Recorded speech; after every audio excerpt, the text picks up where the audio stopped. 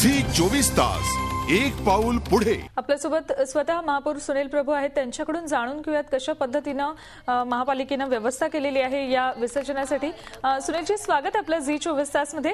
सगळ्यात आधी आम्हाला सांगा की 5 दिवसांच्या घरगुती गणपतींचं आज विसर्जन होतं। मंडळाचे फार कमी गणपती असतात आजच्या विसर्जनामध्ये, तर कशा पद्धतीने व्यवस्था करण्यात आलेली आहे ठिकठिकाणी चौपाट्यांवर, समुद्र किनाऱ्यांवर?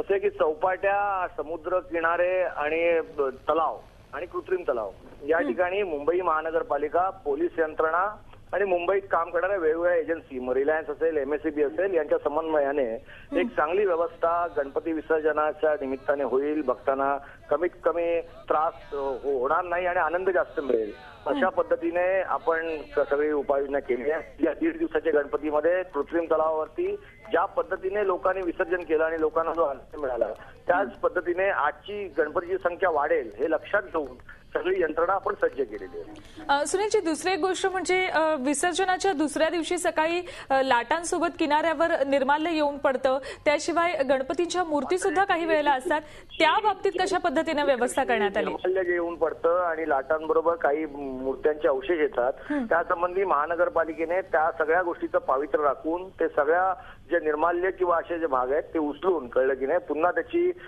विसर्जनाच्या दृष्टीने 1.5 दिवसापासून तयारी केलेली आहे। आणि या वर्षी देखील त्याच पद्धतीने या सगळ्या कामासाठी सामाजिक संस्था मुंबई शहरात ज्या काम करणार आहेत त्या देखील मदत करणार आहेत आणि त्यामुळे एका चांगल्या समन्वयातून आपण या वर्षी विसर्जन देखील अत्यंत चांगल्या रीतीने होईल या दृष्टीने प्रयत्न करतो। धन्यवाद सुनीलजी, आमच्याशी बोललात त्याबद्दल। आपल्यासोबत महापौर सुनील प्रभू होते। एकंदरीत 1.5 दिवसांच्या गणपतीच्या विसर्जनासाठी ज्या पद्धतीने चोख व्यवस्था ठेवण्यात आली होती तशीच व्यवस्था आजही ठेवण्यात आली असं त्यांनी सांगितलंय। झी 24 तास एक पाऊल पुढे।